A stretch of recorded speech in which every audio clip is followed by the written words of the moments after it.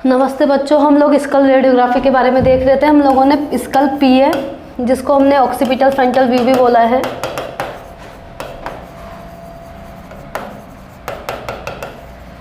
पीए angulation view, जिसमें हमने हमारी बीम को थोड़ा सा एंगल दिया था। ठीक है, आज हम पढ़ने वाले थे हास मेथड के बारे में। जो भी स्पेसिफिक नाम से आपके जितने भी मेथड है, एग्ज़ाम में डायरेक्ट आप लोगों से मेथड का नाम से आपसे क्वेश्चन पूछा जाएगा कि हास मेथड के बारे में शॉर्ट नोट लिखी है। आपसे ये नहीं पूछा जाएगा कि कोई कंपलसरी नहीं है कि ऐसे पूछा जाए कि हास मेथड ऑफ स्कल के बारे में लिखी है। ठीक है, तो और ये ऐसे जो क्वेश्चंस होते हैं जिसमें आपके कुछ पर्टिकुलर नाम दिए हुए होते हैं, तो उसमें ये आपके ज़्यादा से ज़्यादा इनके आने की संभावना रहती है आपके एंट्रेंस एग्जाम्स में। ठीक है, तो ये इस तरह से इंपॉर्टेंट होता है कि आप लोगों से एग्जाम में ऐसा पूछा जा सकता है कि एमसीक्यूज़ में कि हास मेथड किसके लिए किया जा सकता है, तो इसका आंसर होता है स्कल के लिए। ठीक है, हास मेथड को पढ़ने से पहले हम लोग अभी पढ़ेंगे स्कल एपी और स्कल एपी एक्सियल।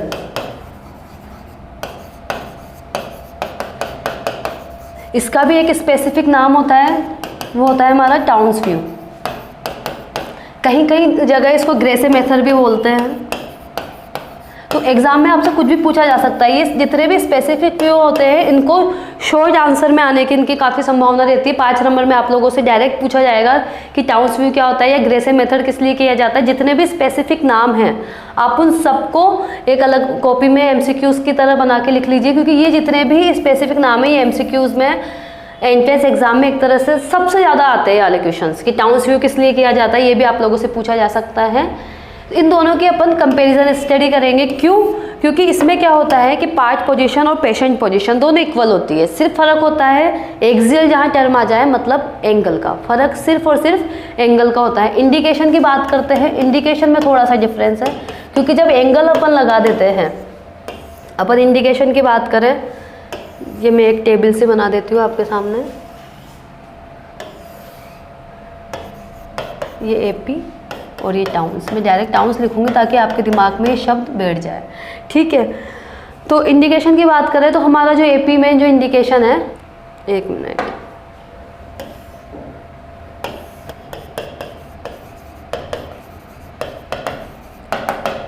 एपी हमारे इंडिकेशन में आप देखेंगे ट्रॉमा, सेम पीए की तरह फ्रंटल साइनस, कोई पैथोलॉजी देखने के लिए, कोई स्पेसिफिक डिजीज़ देखने के लिए जो पेशेंट पीए पोजीशन में कंफर्टेबल नहीं होता है, उसके लिए हम एपी पोजीशन करते हैं।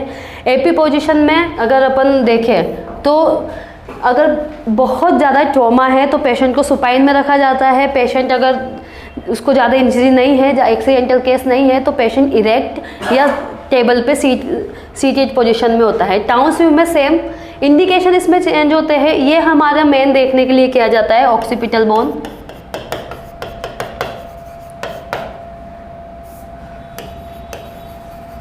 इसमें आप लोगों को वर्टेक्स तक का पार्ट कवर करना होता है। वर्टेक्स पॉइंट भी आपको बहुत अच्छे से क्लियर विजुअलाइज होता है। डोर्सम सेलाई इसमें अच्छे से विजुअलाइज होती है। डोर्सम सेलाई आपको बहुत अच्छे से विजुअलाइज होती है। ये आपके फोरामेन मैग्नम के थ्रू आप लोगों को दिखाई देगी। रात में आप लोगों की क्लियर होनी चाहिए। फोरामेन मैग्नम इसमें अच्छे से दिखाई देता है।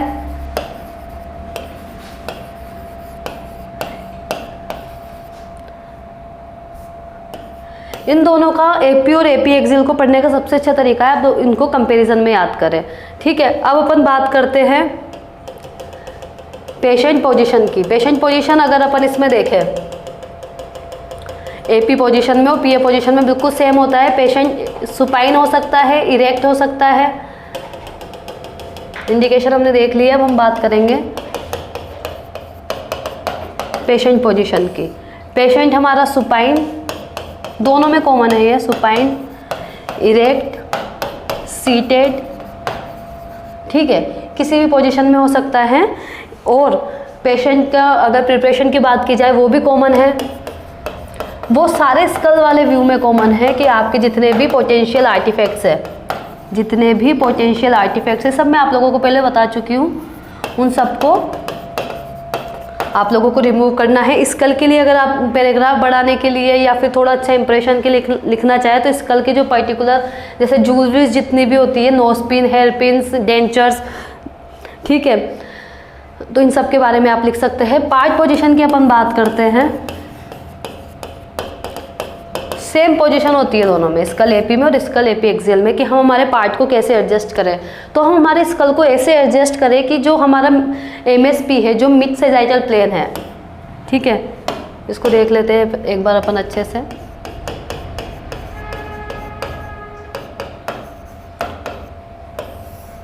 पार्ट पोजीशन की बात की जाए तो जो हमारा एमएसपी है, एमएसपी आप लोगों को पता होना चाहिए, मिड सैजिटल प्लेन, वो बिल्कुल हमारे राइट एंगल में हो, किसके, आईआर के। राइट एंगल का मतलब होता है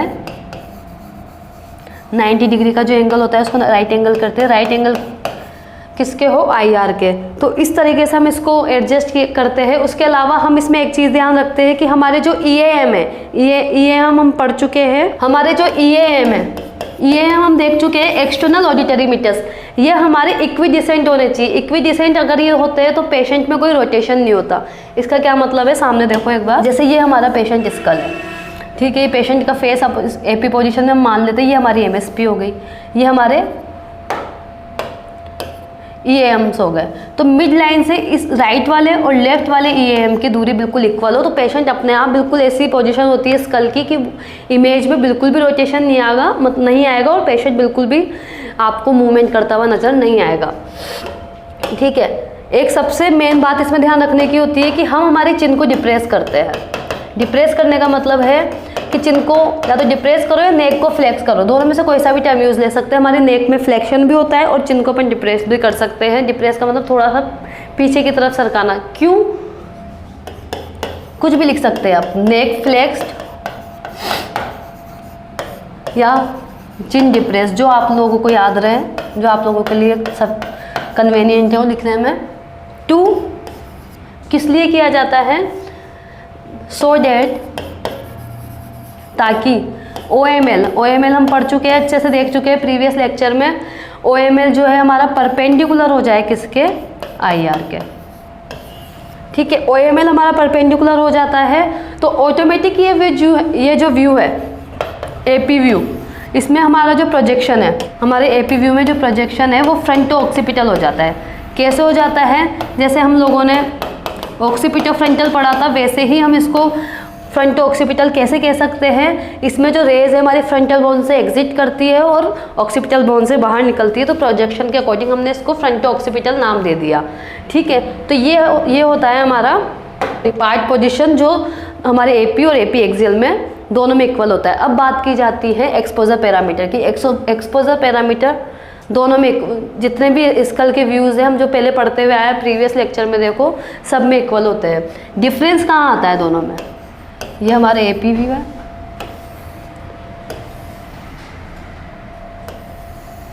ये हमारा टाउन्स व्यू है। डिफरेंस कहाँ आता है, डिफरेंस आता है आप लोगों के सेंट्रल वे में। अब तक हम देखते हुए आए हैं कि दोनों में पोजीशन और पार्ट पोजीशन और सब कुछ सेम है, ठीक है। तो सेंट्रल वे में डिफरेंस आता है कैसे, AP में जो सेंट्रल वे है वो कहाँ से एग्जिट होती है, नेजियन से 1-2 सेंटीमीटर अबाव, नेजियन से 1-2 सेंटीमीटर अबाव। सिंपल आप इसे ग्लेबेला से थोड़ा सा अबाव भी बोल सकते हैं, हल्का सा ग्लेबेला से ऊपर होता है, ठीक है। और कहाँ से एग्जिट होती है, हमारे ऑक्सीपिटल बोन से, बिल्कुल स्ट्रेट, इसमें कोई एंगल नहीं दिया जाता, बिल्कुल परपेंडिकुलर राइट एंगल में 0 डिग्री हमारी सेंट्रल वे होती है। टाउन्स व्यू में क्या होता है, टाउन्स व्यू में हमारे जो स्कल है उसमें थोड़ा सा एंगल दिया जाता है, ठीक है। टाउन्स व्यू में हम 30 डिग्री का एंगल देते हैं, किधर की तरफ, कोडल साइड की तरफ, ठीक है। 30 डिग्री का एंगल दिया जाता है।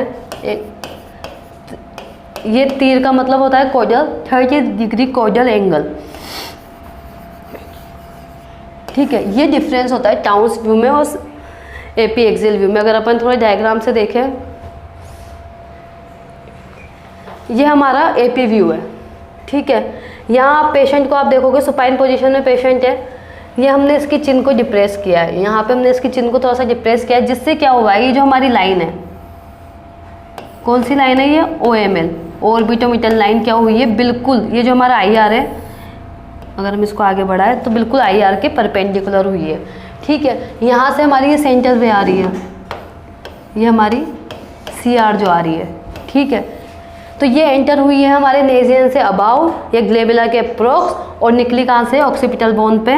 तो इसलिए इसको बोलते हैं फ्रंटो ऑक्सीपिटल बोन। अगर अपन बात करें एक्सियल की, ठीक है, अगर हम AP एक्सियल की बात करते हैं तो इसमें ये हमारी जो सेंट्रल रे है ये हमारे ऑर्बिटोमीटर लाइन के साथ, आप देखेंगे अगर ऑर्बिटोमीटर लाइन को मैं थोड़ा सा आगे बढ़ाऊं, ठीक है, तो ये हमारे इसके एंगल में इस तरीके से आती है कि 30 डिग्री का एंगल बना है। इसके एंटर वहीं से होना है, नेजियन से एंटर होना है, लेकिन हमने इसको ऐसे एंगल दिया 30 डिग्री कि ये हमारी OML के साथ थोड़े एंगल में आपको दिखे, तो इस वजह से इसको हम एक्सियल व्यू कहते हैं। ठीक है, हम देखें इसमें कि रेडियोग्राफी का हमें क्या दिखता है। अगर AP की बात की जाए, अगर आप AP व्यू सामने देखेंगे तो आपको वही फ्रंटल साइनस, एथमोइड साइनस, ठीक है, क्रिस्टिया गेली, जो मैं बता रही हूँ, पीटरस रिज, सेजाइटल सूचर्स, ये सारी इंपॉर्टेंट चीज़ें आप लोगों को इसमें दिख जाएगी। आप लोगों को वर्टेक्स तक आना इसमें बहुत ज़रूरी है। AP में आप लोगों का AP हो या AP एक्सियल हो, आपका वर्टेक्स वाला एरिया आना ज़रूरी है। आप जब AP एक्सियल में जाएंगे तो आपको वर्टेक्स ज़्यादा अच्छे से विजुअलाइज होता है। आप सामने देखेंगे ये हमारे AP एक्सियल की फाइनल इमेज है। ठीक है, तो इसमें आपने देखा कि ऑक्सीपिटल बोन, आप लोगों को ऑक्सीपिटल अच्छे से विजुअलाइज हो रही है, वर्टेक्स पॉइंट आप लोगों को बहुत अच्छे से विजुअलाइज होता है ये वाला। ठीक है, ये आपकी जो डोर्सम सेलाई है, ये आपकी जो डोर्सम सेलाई है, ये फोरामेन मैग्नम के थ्रू अंदर आपको अच्छे से दिखेगी। Base of dorsum, base of sella turcica आपको इसमें बहुत अच्छे से दिखता है। ठीक है, पिटरस रिज आपको इसमें ठीक ठाक विजुअलाइज हो जाती है। पिटरस इसके लिए हम इसे मान सकते हैं, लेकिन ज़्यादा ये हम इन 3 चीज़ों के लिए करते हैं, ऑक्सीपिटल बोन, फोरामेन मैग्नम और डोर्सम सेलाई। ठीक है, AP एक्सियल जो व्यू है उसमें कभी कभी पेशेंट पूरी तरह से चिन को डिप्रेस नहीं कर पाता है। ठीक है, चिन को डिप्रेस नहीं कर पाता है तो हम क्या करते हैं कि पेशेंट को ये जो हमारी OML है,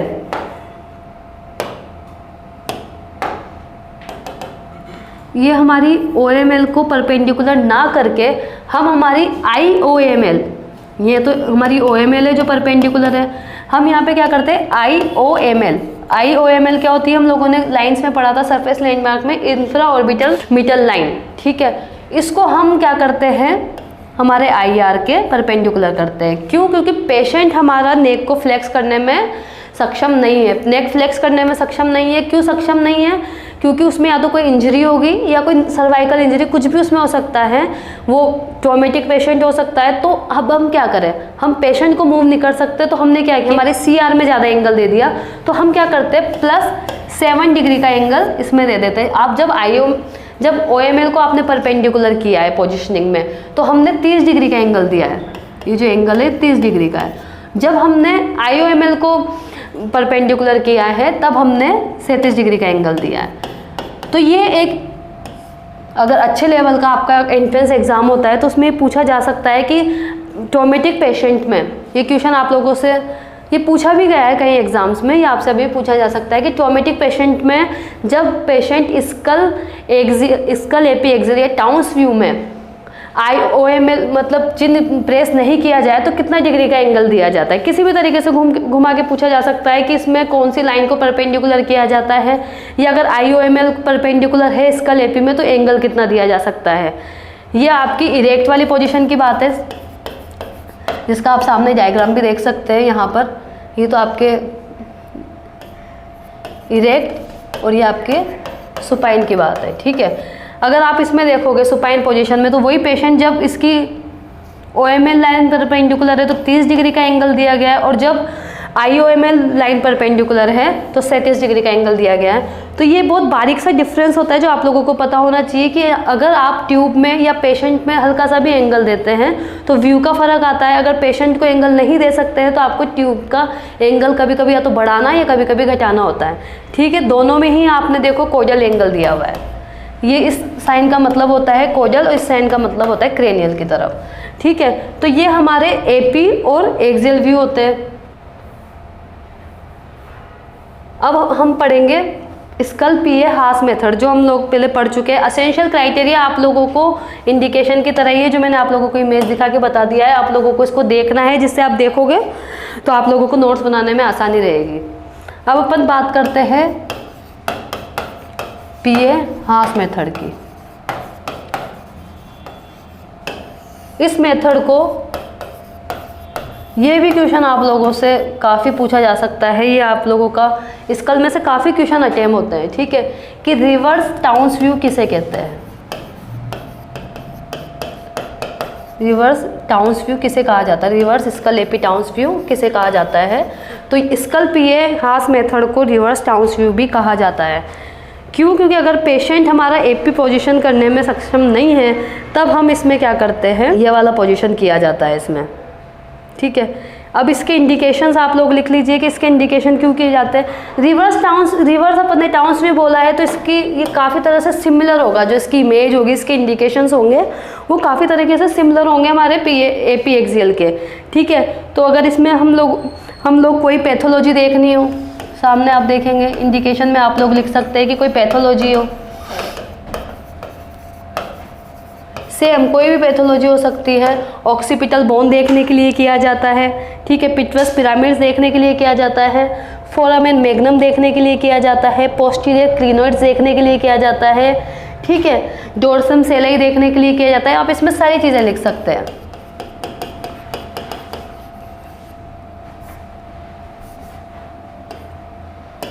ऑक्सीपिटल बोन, जो मैंने आप लोगों को एपी एक्सियल में लिखा है उसमें वो इसमें सारी चीज़ें आएगी। फोरामेन मैग्नम,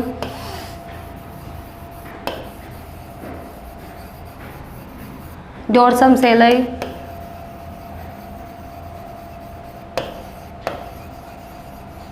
ठीक है, पोस्टीरियर क्लिनोइड्स, बहुत सारी चीज़ें इसमें देखने के लिए आप लोगों को ये किया जाएगा। पार्ट पोजीशन की अगर हम इसकी बात करते हैं, तो part position patient, most of the cases में हम पेशेंट को क्या करते हैं, ज़्यादा कंफर्टेबल पेशेंट प्रोन पोजीशन में होता है। ठीक है, तो पेशेंट को हम क्या करते हैं, प्रोन पोजीशन में ले जाते हैं। प्रोन पोजीशन का मतलब है facing the IR. Prone position में क्या होता है कि पेशेंट का जो फेस है वो किधर की तरफ है, आईआर की तरफ है। ये पोजीशन कब की जाती है, जब पेशेंट एप टाउन्स व्यू करने में सक्षम बिल्कुल भी सक्षम ना हो, तब इसमें ये पोजीशन अपनी की जाती है। ठीक है, सेम अपन जैसे अब तक हम पीए की पोजीशन पढ़ते हुए आए हैं, फ़र्क सिर्फ और सिर्फ एंगल का हो जाता है। हम इसमें सिफेलिंग एंगल देते हैं। पेशेंट की नोज़ और फोरहेड को आईआर पे प्लेस किया जाता है। पेशेंट की नोज़ को सेंटर में प्लेस किया जाता है।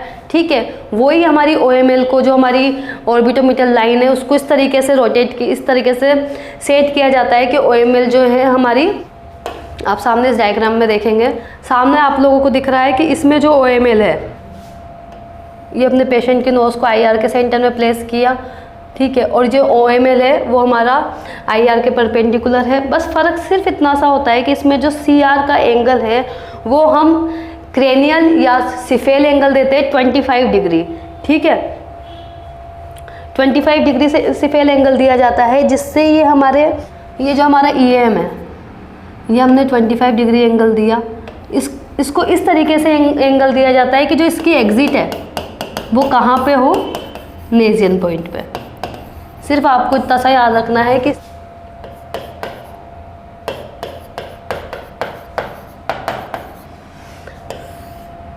हास मेथड में हमारी रेडिएशन को 25 डिग्री एंगल दिया जाता है, जिससे एग्जिटिंग रेडिएशन नेजियन के 1.5 सेंटीमीटर सुपीरियर हो। ठीक है, तो ये आप लोगों को हास मेथड में पता होना चाहिए।